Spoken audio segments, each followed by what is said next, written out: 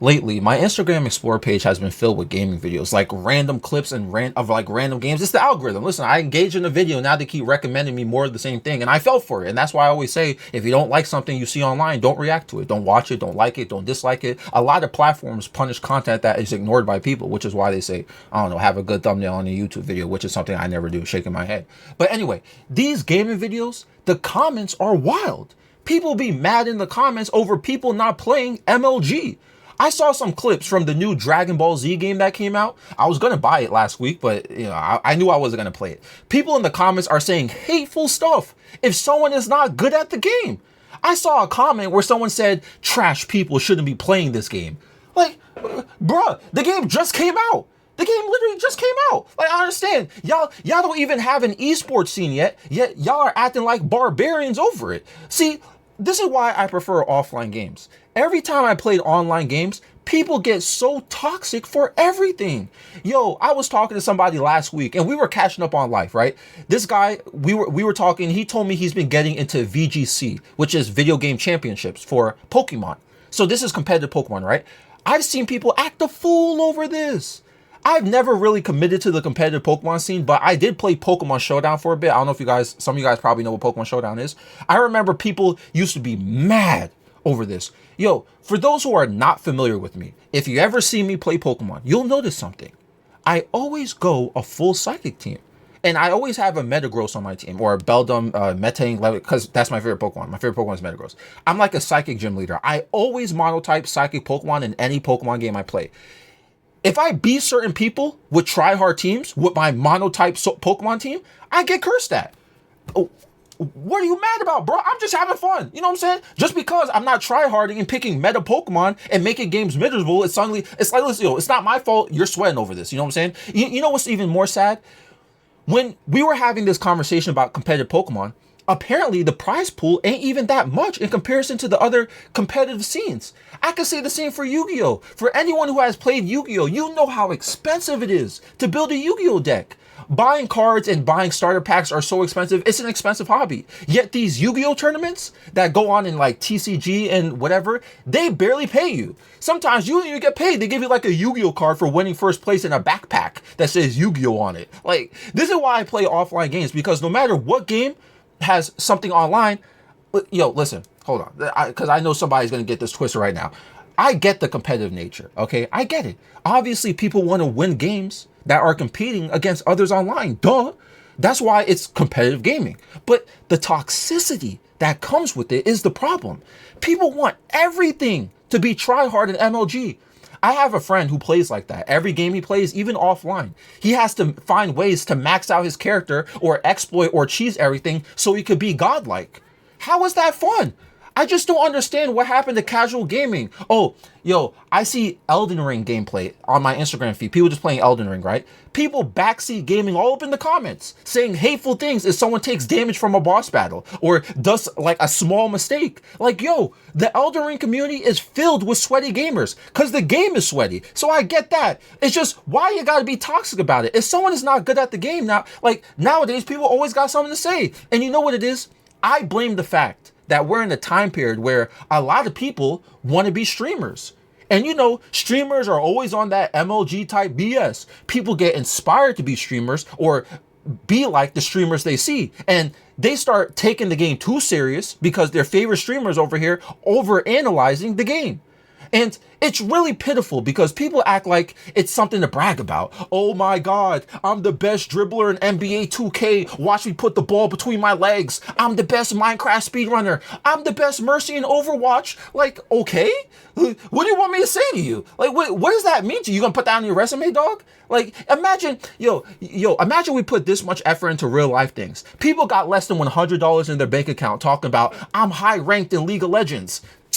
Man, good for you. Good for you. And I know I'm hurting people on the subject of this video because I know someone is watching or listening to this mad because you're exactly who I'm talking about. You wake up, don't even brush your teeth in the morning and start playing Apex Legends and crying about something or people, or you're just being toxic to people inside the game. Grinding out a virtual rank, which is never going to do anything for you in life. Oh, okay, it does. The self-satisfaction. Listen, I fell into this trap too. I played competitive Dota 2. Y'all know. I was top ranked Whisper IO. I was ranked within the top 500 in my region as a support player. I wasted so many nights playing that game. I have like 10,000 hours in Dota 2. It has done nothing positive for me in the long run. Okay, that's great. I'm top 500 in my region. Remember, I played Overwatch. For people who saw my old channel, remember I was like top ranked Sombra. Yo, if for Overwatch 1, think about this now. Look, it's 2024 now. What this has done? This did nothing for me. Besides the fact I could just say something like that. You know what I'm saying? Like, I was only able to brag about my rank. That's the only good thing that comes out of this. And look, I'm not trying to crush anyone's dream to become a professional esports player or a streamer who is good at the game. I'm not trying to crush y'all dreams. I'm just saying, just because you're playing competitive, you don't need to be toxic with it. We turn every game competitive nowadays, and we can try to take away the fun from other people, and then we realized that it was just no point of doing that. Sometimes when I put certain games in the background, I see people in the comments encouraging me to play in a sweaty way. I can't even play casual Minecraft in the background to my videos without someone be like, oh, you should add these mods to find things easier. Oh, you can do this and do that to find this and that. Bro, let me play the game. Why is the first thing I got to do is go for diamonds like this, bro? I get Minecraft, you want to mine the diamonds. Can I enjoy the atmosphere of Minecraft a little bit? Can I build a house? Can I explore? I'm not trying to speed run the game like y'all be doing, okay? I'm not trying to max out before the first night. How is this fun to y'all? Esports and competition like really ruined gaming for a lot of people. Not everyone wants to nosedive into these games and no life it. A lot of people have jobs. A lot of people have other commitments. Sorry, they can't sit at home and grind out a game all day like some of y'all do. And what's sad is that some of y'all who do grind out a game all day and all night, some of y'all be trash. I don't even know. I don't even get that.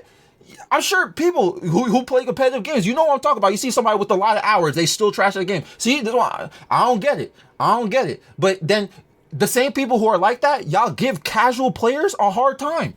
Everything in life does not need to be treated like it's a competition. Some people, they have that competitive spirit. Like they always feel like they want to be the best at everything. And I get that. But just because someone doesn't want to live that same lifestyle, let them be.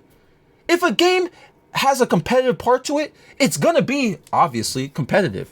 What else are we supposed to expect? But have some tolerance to those who play the game differently. Sometimes a casual player will go into a competitive game, but not everyone has the same desires and schedules as you do. Some people, they're satisfied playing competitive matchmaking even though they're not that great. Some of y'all are acting like they're bad people just because of that.